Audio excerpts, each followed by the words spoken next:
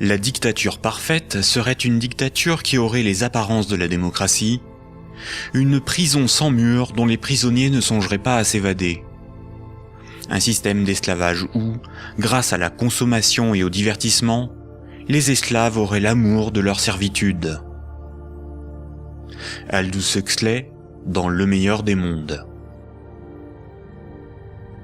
La croissance, essentielle à la domination de la finance, nécessite des travailleurs consommateurs dociles et manipulables. La télévision les divertit par les jeux, les séries, le voyeurisme de la télé-réalité et un flot d'informations brutes, sans aucune analyse, ne jouant que sur la force des images, l'émotionnel et les peurs primaires. On y fait l'apologie de l'oligarchie, des idoles, du consumérisme, de la légèreté, du sexe et de la bêtise. Consommer, c'est être libre et heureux, réfléchir est futile et ennuyeux. Le vocabulaire est réduit, le sens des mots dévoyé, de sorte qu'il n'est plus possible de penser la réalité. L'éducation est réduite à une forme de conditionnement à la servitude et d'insertion professionnelle. Un individu inculte n'a qu'un horizon de pensée limité, et plus sa pensée est bornée à des préoccupations futiles, moins il peut se révolter. La destruction des États-nations, de la cellule familiale, la négation des identités culturelles, religieuses et sexuelles, sont les moyens de supprimer tous leurs repères aux individus. Ils n'ont alors ni l'environnement social et institutionnel, ni les ressources mentales pour s'opposer à la domination mondiale des multinationales et de l'oligarchie financière, politique et capitalistique. Il faut comprendre que la télévision, la radio et la presse sont des médias unidirectionnels, alors que l'Internet est multidirectionnel. Les médias unidirectionnels sont maîtrisés par un petit nombre de personnes soigneusement sélectionnées par les oligarchies politiques et financières pour délivrer des programmes servant leurs intérêts. L'opinion du citoyen est ainsi formatée, maîtrisée, contrôlée. À l'inverse, sur l'Internet, tous les intellectuels, philosophes et journalistes peuvent s'exprimer, partager leurs analyses, et le citoyen peut librement choisir ses sources d'information, partager ses opinions et en débattre.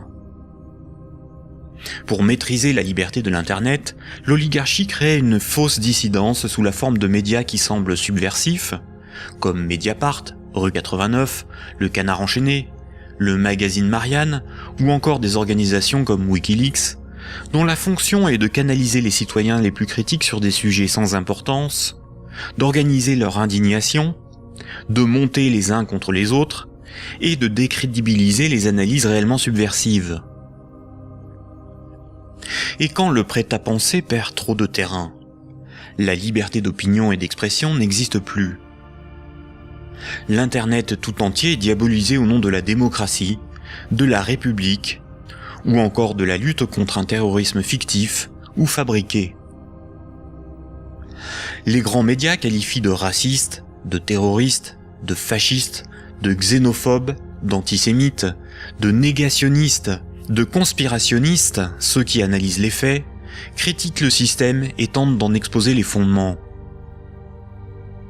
Ces grossiers amalgames visent à empêcher le public d'écouter leurs discours, d'étudier leurs arguments et de débattre de leurs idées. Tout comme ce sont les banques qui décident ce qui doit être financé en fonction de leurs intérêts, dans les médias dominants, c'est l'oligarchie qui décide l'information qui doit être diffusée en fonction là aussi de ses propres intérêts. Le contrôle du vecteur soit de la richesse, c'est-à-dire la monnaie, soit de la connaissance et des idées, c'est-à-dire les médias, soit encore du système législatif, c'est-à-dire le gouvernement représentatif non démocratique, sont les instruments de la domination des oligarchies. Dès lors, il ne faut pas tomber dans la provocation, l'extrémisme ou la violence. La violence et la provocation sont ce que le système attend pour justifier la censure, le contrôle d'Internet et la mise en place d'un État policier. Il ne faut pas non plus dépenser son énergie sur des détails. Il faut au contraire remettre en cause les fondamentaux sur lesquels repose ce système de domination.